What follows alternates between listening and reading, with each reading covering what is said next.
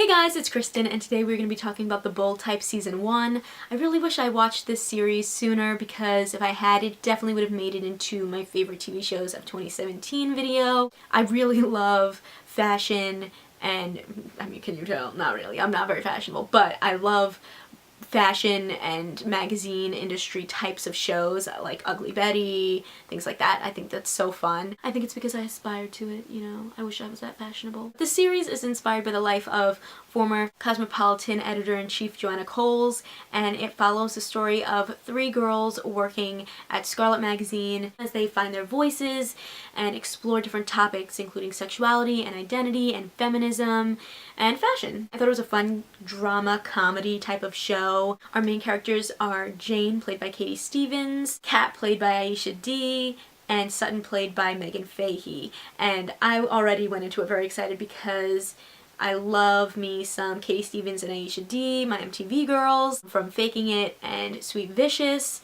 and I was just excited to see them in another project, and especially when that is succeeding. You know, I think people really liked The Bold Type. It's already been picked up for a second and third season, and they have a new showrunner with Amanda Lasher, who was the showrunner on Sweet Vicious, and that show was one of my favorites, and it's so sad that it's not on anymore. It was, oh, such a good show. They tackled all the tough issues, and I think that that's going to be really great for her to be in that showrunner position for this show, because while I did think this show was very feminist and strong and enlightening, at the same time there was something that I feel like they were missing, and maybe Amanda Lasher is going to be able to bring that to the show. I will get into what that is in a second. I just want to talk a little bit more about these characters. So our main three characters, they're best friends. Jane is the writer. She's more type A. She always likes to be prepared.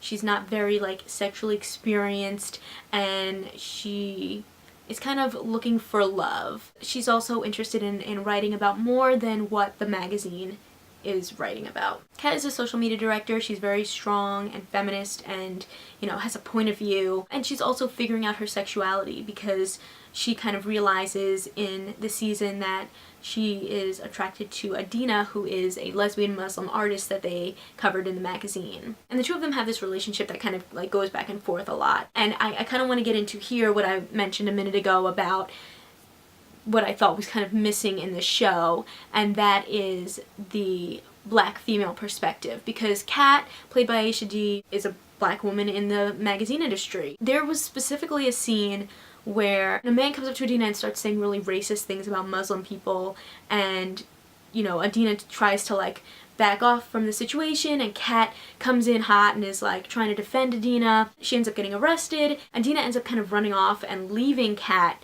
which I thought was a little messed up. And the end result was kind of like Kat didn't understand why Adina left her, and Adina was saying, you don't understand what it's like to be a lesbian Muslim in America today.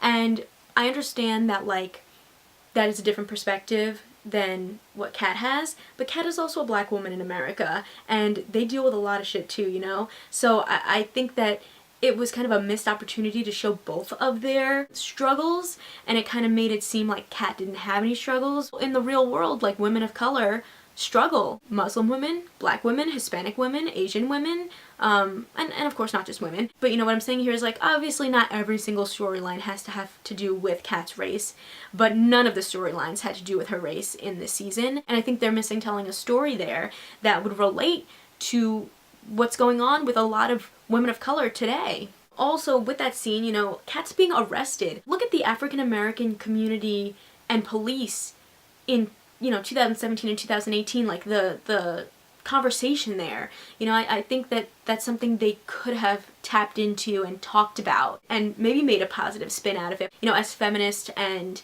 inclusive and open as they were about other things, I just thought that that was a missed opportunity. It was like glaring at me. I was like, how are they not covering these certain topics? Like, the opening is there, it's just they didn't talk about it. It just seems like if you're going to cast a woman of color in this type of role, why not use that as an opportunity to tell real life stories that women of color are dealing with, you know? Let's get back on track now. Sutton. So Sutton is an assistant who is really trying to make it in the world of fashion. She's also sleeping with one of the board members of the magazine's company, and then she also gets involved in a different relationship also within the company. So they tackle some topics there about workplace conduct and sexual harassment and things like that. And through all of this going on with our main three best friends here, we have Jacqueline Carlisle, who's the editor-in-chief of Scarlet, who's kind of there to be their mom in a way, you know. She's the person that, like, when things go wrong, they end up turning to her. They make a lot of mistakes, but each time Jacqueline's there to kind of help them pick up the pieces and set them on the right track. Let's get into the final episode. Throughout the season, we are touching upon a lot of different topics. We're watching these girls grow and change and explore, and at the very end is kind of a culmination of where the girls are going to be next season. So Sutton gets her big break and gets to go to a fashion event during Fashion Week, so that's really exciting for her and kind of like the jumping off point to really start her fashion career. Kat ends up deciding she does want to take a big leap and go travel with Adina and, you know, make this big change in her life. And Jane actually ends up deciding to leave Scarlet to go to Insider.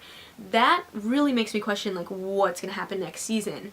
I personally felt like at the end of the season, especially after, you know, Jacqueline kind of talked to Jane and kind of went over her work, that she wasn't really ready to leave. She was still at the beginning stages of her career and really had a lot to learn from Jacqueline still. I felt like her deciding to leave was more about her saying, I want to write about whatever I want to write about, and that's it, versus staying at Scarlet and really growing and learning and kind of being molded into the writer that she could be. I don't know what's going to happen in season 2. I just can't picture how it'll work without Jane at Scarlet, so I mean, I wouldn't be surprised if something happens where, like, the Insider doesn't work out for her. Really, though, I'm just a huge fan of, like, journalism types of stories and, you know, the magazine industry and fashion, and I'm excited to see where they go next. I'm really hoping that they're going to be able to really push the envelope in the next few seasons of the topics they cover and just, like, how deep they go into them. I